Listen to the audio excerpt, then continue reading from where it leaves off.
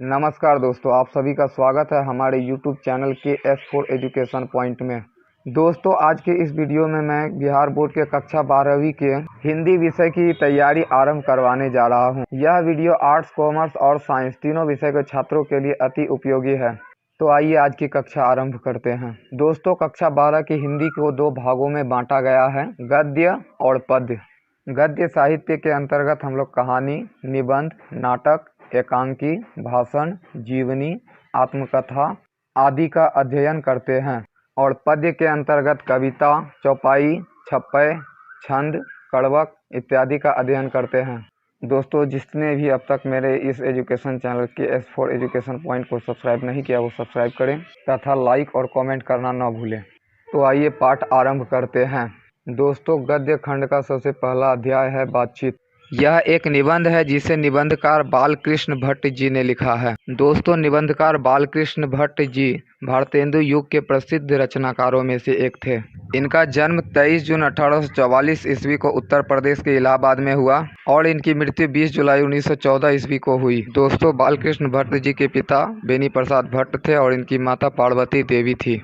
बालकृष्ण भट्ट जी ने 1877 ईस्वी में एक हिंदी पत्रिका का संपादन किया जिसका नाम था हिंदी प्रदीप। बालकृष्ण भट्ट जी ने कई उपन्यासों की रचना की है जिनमें रहस्य कथा, नूतन ब्रह्मचारी, 100 अजान एक सुजान, गुप्तवैरी, रसातल यात्रा, उचित दक्षिणा, हमारी घड़ी और सद्भाव का अभाव बहुत प्रसिद्ध हैं।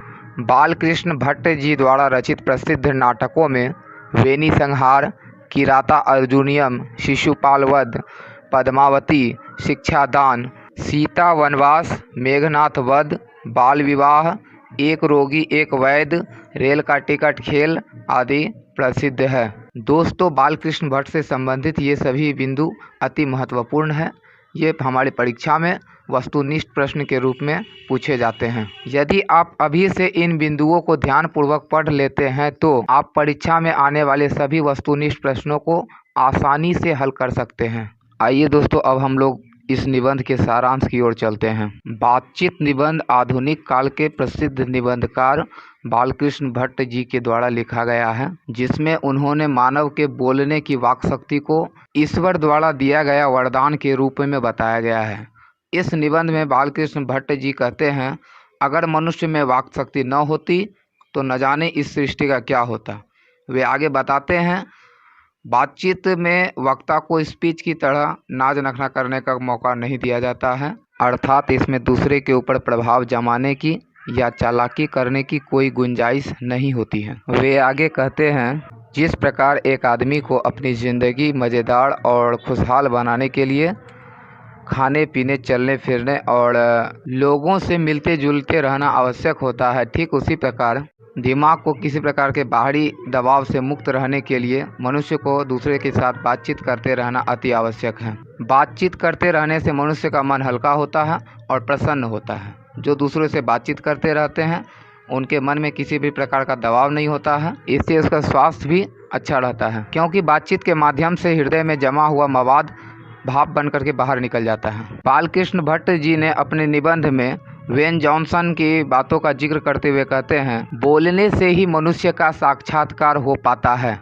अर्थात जब तक हम किसी से बात नहीं करते हैं तब तक हम पता नहीं कर पाते हैं कि उस व्यक्ति की क्या इच्छा है, उसे क्या अच्छा लगता है, क्या अच्छा नहीं लगता है, उसका स्वभाव कैसा है।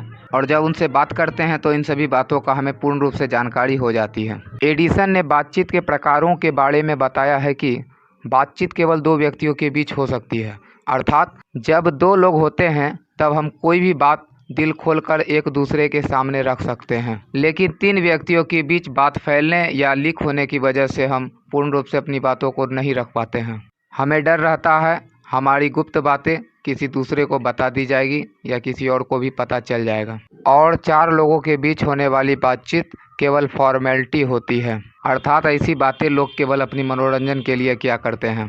ऐसी बातों को लेखक ने राम रमोवल की संज्ञा दी है। इस निबंध के माध्यम से बालकृष्ण भट्ट जी ने बताया है, जब दो लोग मिलते हैं तो वे किस प्रकार की बातें करते हैं। लेखक कहते हैं, जब पढ़े लिखे लोग मिलते हैं तो वे शेक्सपियर और मिल्टन जैसे विद्वानों की बातें करते हैं।